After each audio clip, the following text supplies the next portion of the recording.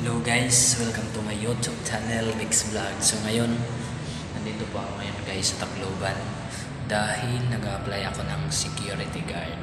So sana makapasok ako guys. Ito po yung mga requirements ko guys. Ito yung resume ko, tsaka police clearance, PhilHealth pala.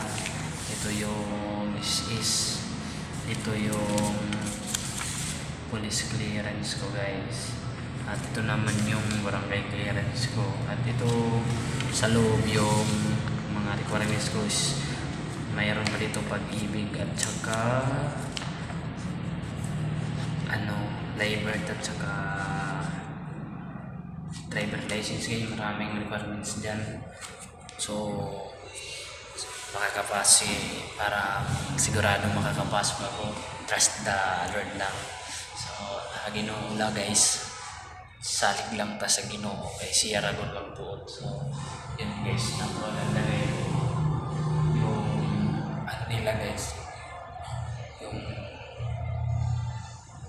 so dito po lahat ng mga pumapasok ng trabaho dito po pinapaupo nila. So mamaya guys, naghihintay na lang ako sa manager nila para ako ma-interview. So excited na ako guys, pero medyo kinakabahan, pero kaya ko to. Hindi ko naman sinasabi na hindi ko kaya ko to dahil kasama ko ang Panginoon guys.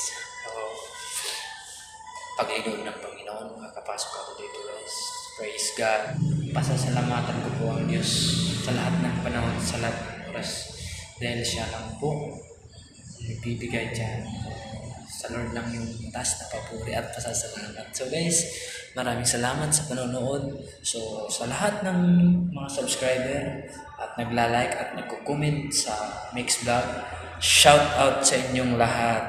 God bless us always.